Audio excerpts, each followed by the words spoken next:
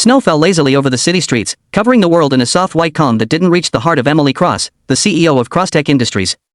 While others were stringing lights and wrapping gifts, Emily sat in her sleek office, surrounded by screens and numbers, proof that success could be bought, but peace could not. Her phone buzzed for the 5th time that evening, her assistant reminding her about the company's Christmas gala. She ignored it. She had meetings lined up, contracts pending, and a year-end report to finalize. Christmas, for Emily, was just another deadline, but fate, as it often does, had other plans. IT started with a car, her luxury sedan sputtering to a stop on a desolate stretch of road outside the city.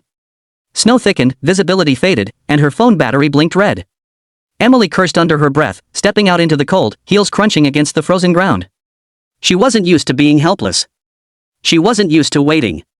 But that night, she had no choice, and then came the sound, the faint rumble of an old pickup truck pulling over beside her. Out stepped a man, tall and rugged, his jacket dusted with snow and hands stained with grease.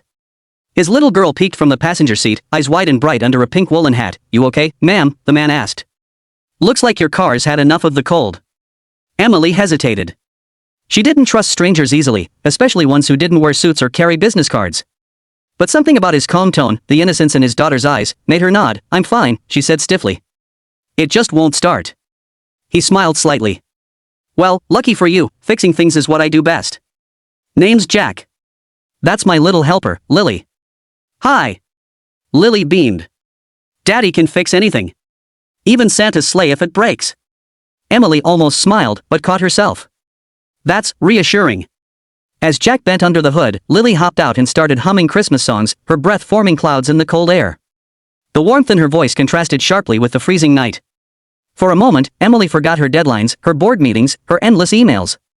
She just watched a father and daughter working in perfect rhythm, their laughter echoing softly under the snow. After 20 minutes, Jack straightened up, wiping his hands. "Try it now." Emily turned the key. The engine roared to life.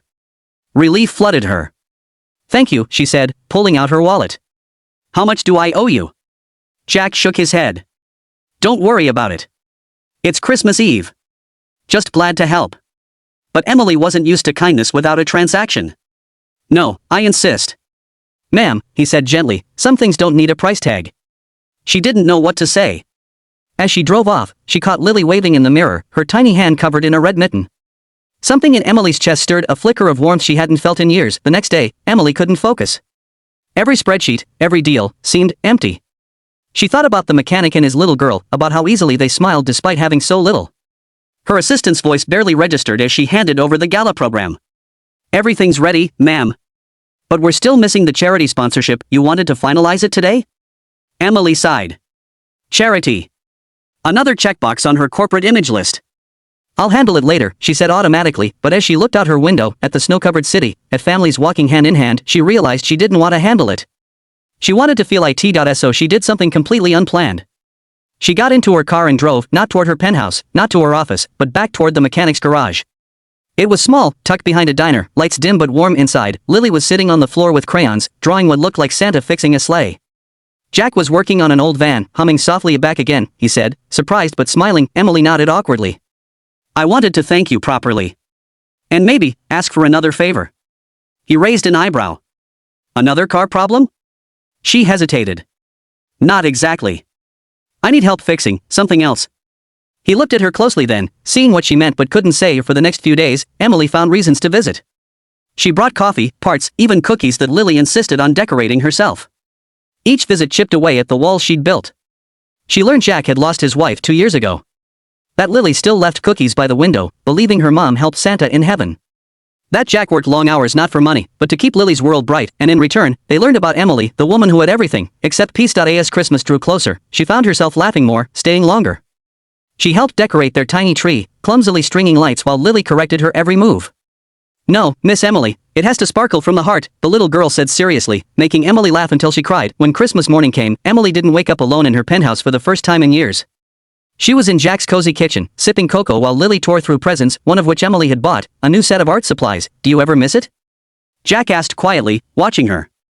"All that power and noise?" Emily looked at Lily's delighted face, the glow of the fire, the sound of laughter filling the room. "I used to think success meant being untouchable," she said softly. "But I think I was just unconnected." Jack smiled. "You fixed that yourself." She shook her head, eyes glistening. "No. You did. You and your little helper. As the snow fell outside and laughter filled the home, Emily realized the truth she'd been running from her whole life. Some things can't be bought or planned. They can only be found that Christmas. The CEO who once had no time for joy found everything she didn't know she was missing: family, love, and the quiet magic of being seen. And somewhere between a broken car and a warm kitchen, two hearts that had been running on empty learned how to start again. A week had passed since Christmas, but for Emily Cross, the world felt like it had just begun to thaw. The woman who once measured her days in meetings and milestones now found herself counting moments, like the sound of Lily's laughter, or the way Jack's hands moved when he worked. She had gone back to her company after Christmas morning, but something had changed. Her office, once her sanctuary, now felt like a glass cage. The framed awards, the spotless desk, the skyline view, they all seemed hollow. She tried to dive back into work, but every spreadsheet blurred into memories of cocoa mugs and twinkling lights. Her assistant noticed too. "You seem different," she said cautiously. Emily gave a faint smile. "Maybe I am." For the first time, she saw her company not just as numbers, but as people, families who spend holidays apart, employees who missed their children's plays because of her tight deadlines. And suddenly, her empire didn't look like success. It looked like isolation, scaled up to a skyscraper. That night, instead of working late, Emily drove back to the garage. The snow had melted into gray slush, but the warmth of that place drew her in like a beacon. Jack was still there, hands black with grease, humming along to the radio. Lily was asleep in a blanket fort made of old seat covers.